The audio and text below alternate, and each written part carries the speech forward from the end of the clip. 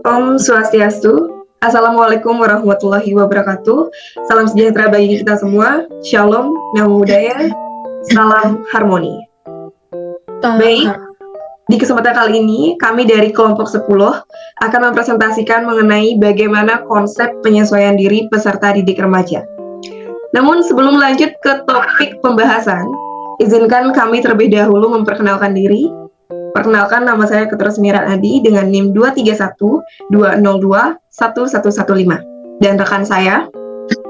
Perkenalkan, nama saya Sartika Febriani Semermata dengan NIM 2312021124. Baik, terima kasih Sartika. Nah, untuk mengefisienkan waktu, kita langsung saja ke topik pembahasan.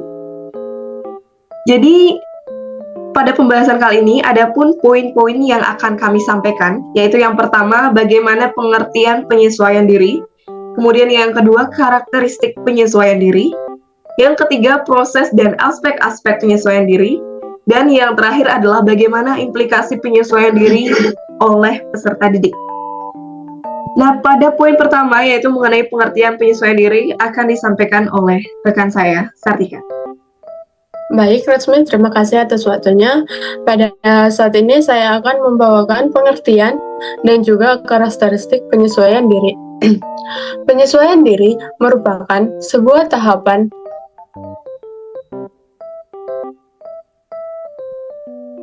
yang memuat respon mental dan tingkah laku, dengan mana seseorang berusaha untuk bisa berhasil mengatasi kebutuhan-kebutuhan yang bermunculan dalam dirinya. Segala ketegangan, permasalahan-permasalahan yang muncul, dan stres yang dialaminya, sehingga terwujudlah tingkat keseimbangan yang harmonis antara tuntutan yang muncul dari dalam diri dengan apa yang diharapkan oleh lingkungan luarnya. Nah, dalam artian lain, persoalan penyesuaian diri melibatkan segala aspek kepribadian individu dalam interaksinya dengan lingkungan luar maupun dari dalam diri individu itu sendiri. Di sini terdapat banyak pengertian penyesuaian diri menurut para ahli, salah satunya yang dikemukakan oleh Hartono pada tahun 2008, yang dimana beliau menyebutkan bahwa penyesuaian diri dapat diartikan sebagai usaha manusia untuk mencapai harmoni pada diri sendiri dan lingkungannya, sehingga rasa permusuhan, dengki, iri hati, prasangka dapat dikikis habis. Nah, di sini terdapat 7 karakteristik penyesuaian diri. Yang pertama, penyesuaian diri remaja terhadap peran identitasnya. Di mana para remaja seringkali mengalami krisis peran dan identitas diri seiring pesatnya perkembangan fisik dan psikis. Yang kedua yaitu penyesuaian diri remaja terhadap pendidikan. Nah, dalam penyesuaian terhadap pendidikan, remaja tahu jika menjadi individu yang sukses harus belajar dengan gigih dan juga rajin. Yang ketiga yaitu penyesuaian diri remaja terhadap seks. Nah, dalam hal ini, remaja mengalami kematangan pertumbuhan fungsi seksual sehingga dorongan seksualnya juga kuat. Yang keempat yaitu penyesuaian diri remaja terhadap norma sosial.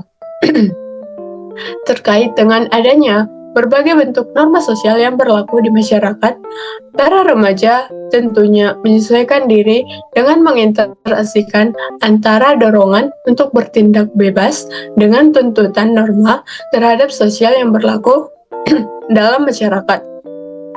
Yang kelima yaitu terhadap waktu luang. Nah, di sini para remaja berupaya untuk melakukan penyesuaian diri antara dorongan kebebasan serta inisiatif dan kreativitas. Yang keenam yaitu penyesuaian diri remaja terhadap uang. Dan yang terakhir yaitu penyesuaian diri remaja terhadap kecemasan, konflik, dan frustasi. Nah, dalam hal ini akan ada banyak konflik yang bermunculan di sepanjang masa transisi yang dialami remaja. Tentu banyak individu yang mengalami kesulitan dalam menghadapi fase ini. Dalam hal ini, terdapat 2 Penyesuaian diri secara positif dan negatif. Yang pertama yaitu penyesuaian diri secara positif. 1. Tidak menunjukkan adanya ketegangan emosional yang berlebihan. 2. Tidak menunjukkan adanya mekanisme pertahanan yang salah. 3. Memiliki pertimbangan yang rasional dalam pengarahan diri. Yang keempat, mampu belajar dari pengalaman. Adapun penyesuaian diri secara negatif yaitu 1.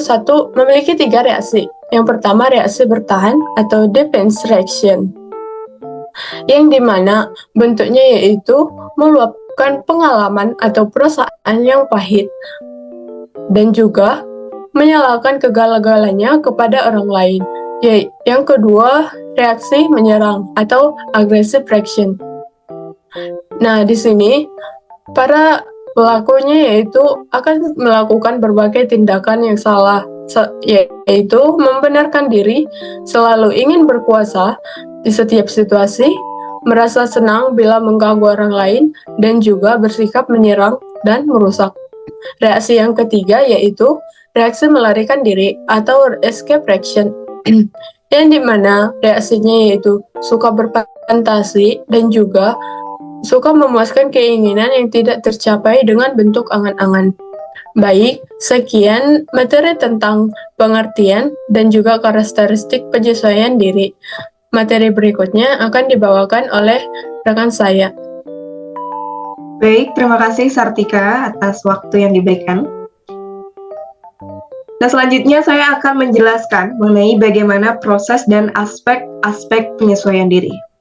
Nah, dalam proses penyesuaian diri, itu tentunya ada faktor kondisi lingkungan yang mempengaruhi, seperti lingkungan keluarga yang harmonis, lingkungan teman sebaya, serta lingkungan sekolah. Dan tentunya, sebuah proses penyesuaian diri itu juga didasari oleh aspek-aspek tertentu. Yang pertama, itu meliputi aspek sosial. Nah, adapun aspek sosial, itu mencakup hubungan interpersonal. Artinya kemampuan untuk membangun hubungan yang sehat dan positif dengan orang lain. Kemudian yang kedua itu mencakup kultural, kemampuan untuk memahami, menghormati, dan beradaptasi dengan norma-norma budaya yang berlaku dalam masyarakat tertentu.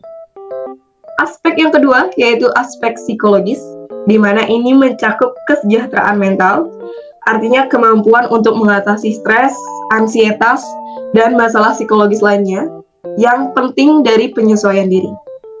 Kemudian mencakup pula kepuasan hidup, artinya kemampuan untuk mengejar tujuan pribadi, menemukan makna dalam hidup dan merasa puas dengan pencapaian dan kehidupan secara keseluruhan. Aspek yang ketiga yaitu aspek fisik. Ini mencakup bagaimana kesehatan fisik, artinya memelihara kesehatan fisik, termasuk diet yang seimbang, olahraga teratur, dan tidur yang cukup itu membantu seseorang untuk beradaptasi dengan lingkungan fisik mereka. Kemudian aspek fisik juga mencakup kemampuan mobilitas, artinya kemampuan untuk bergerak dan berfungsi di lingkungan fisik seperti tempat tinggal dan tempat kerja, yang merupakan bagian penting dari penyesuaian diri. Aspek selanjutnya yaitu aspek lingkungan, ini mencakup ekonomi, yaitu kemampuan untuk mengelola keuangan, mencari pekerjaan, atau merencanakan keuangan pribadi dalam lingkungan ekonomi yang selalu mengalami perubahan. Kemudian mencakup pula lingkungan fisik, artinya kemampuan untuk beradaptasi dengan perubahan lingkungan fisik seperti perubahan iklim, bencana alam, atau perubahan geografis. Kemudian aspek pembelajaran, yakni kemampuan untuk mengakuisisi pengetahuan baru, keterampilan, dan informasi dalam rangka beradaptasi dengan perubahan teknologi atau lingkungan kerja. Dan yang terakhir ada aspek pribadi, di mana ini mencakup resiliensi, yaitu kemampuan untuk pulih dari tantangan dan kegagalan yang merupakan bagian penting dari penyesuaian diri. Kemudian mencakup pula motivasi, yaitu motivasi intrinsik untuk mencapai tujuan pribadi dan terus berkembang. Itu merupakan kontribusi pada penyesuaian diri yang baik. Kemudian ke topik pembahasan selanjutnya, yaitu implikasi penyesuaian diri peserta didik. Nah, implikasi penyesuaian diri peserta didik itu merujuk pada tindakan dan strategi yang diterapkan oleh pendidik dan sistem pendidikan untuk memenuhi kebutuhan dan potensi individu peserta didik secara lebih efektif lagi. Adapun implikasi-implikasi tersebut yang pertama adalah pendidikan inklusif. Salah satu implikasi utama adalah mengadopsi model pendidikan inklusif di mana peserta didik dengan berbagai kebutuhan khusus, baik itu fisik, intelektual, atau emosionalnya, itu diintegrasikan dalam lingkungan pembelajaran yang sama dengan peserta didik lainnya. Kemudian yang kedua, ada pembelajaran diferensiasi. Artinya, guru itu memerlukan identifikasi perbedaan individual di antara peserta didik mereka dan mengadaptasi metode pengajaran, materi, dan penilaian untuk memenuhi kebutuhan dan gaya belajar masing-masing peserta didiknya. Kemudian yang ketiga, ada sumber daya tambahan. Artinya, peserta didik yang memerlukan dukungan tambahan seperti layanan pendukung khusus, terapis, atau konselor itu harus mendapatkannya sesuai dengan kebutuhan mereka. Dan ini memastikan bahwa peserta didik itu memiliki akses ke sumber daya yang diperlukan untuk mengatasi hambatan-hambatan yang mungkin mereka hadapi dalam pembelajaran atau perkembangan mereka. Kemudian selanjutnya ada evaluasi formatif. Artinya, guru harus menggunakan evaluasi formatif secara teratur untuk mengukur kemajuan peserta didiknya. Ini memungkinkan mereka untuk secara aktif memantau perkembangan peserta didik dan menyesuaikan rencana pembelajaran yang sesuai dengan kebutuhan peserta didik. Kemudian selanjutnya ada kemitraan dengan orang tua. Nah, penting untuk melibatkan orang tua atau wali murid dalam proses pendidikan. Guru dan sekolah itu perlu berkomunikasi dengan orang tua secara teratur untuk mendiskusikan kemajuan peserta didik. Kemudian mengeksplorasi metode yang mungkin bisa efektif dalam mendukung pembelajaran di rumah dan bekerja sama dalam mengidentifikasi masalah atau perubahan-perubahan yang diperlukan. Kemudian selanjutnya ada pelatihan guru. Nah, guru perlu menerima pelatihan yang tepat untuk mengidentifikasi dan mendukung peserta didik dengan kebutuhan khusus. Ini mencakup bagaimana pemahaman tentang berbagai gangguan pembelajaran, kebutuhan emosional, dan strategi pengajaran yang efektif. Selanjutnya ada lingkungan pendidikan yang ramah. Artinya, sekolah itu harus mampu menciptakan lingkungan yang ramah dan inklusif untuk semua peserta didiknya. Ini pun mencakup penyediaan fasilitas yang dapat diakses, kemudian mengurangi stigmatisasi dan mempromosikan budaya sekolah yang positif. Lalu yang terakhir, mengenai pengembangan kemampuan sosial emosional. Nah, pendidikan itu tidak hanya fokus pada aspek akademis, tetapi juga fokus pada pengembangan kemampuan sosial dan emosional peserta didiknya. Ini akan membantu mereka dalam berinteraksi dengan baik dengan teman sebaya dan menjadi anggota masyarakat atau bagian dari masyarakat yang positif. Baik, itu tadi penjelasan dari saya mengenai proses dan aspek penyesuaian diri serta implikasi penyesuaian diri pada peserta didik. Nah, untuk teman-teman yang mempunyai saran, masukan, dan pertanyaan bisa memberikannya di kolom komentar. Nah, dari pemaparan yang telah kami sampaikan tadi, itu dapat ditarik kesimpulan bahwa penyesuaian diri itu merupakan sebuah tindakan seseorang atau individu dalam menanggapi berbagai kondisi lingkungan yang dapat dijumpai kapanpun. Atau penyesuaian diri juga bisa disebut dengan cara individu dalam kondisi tertentu.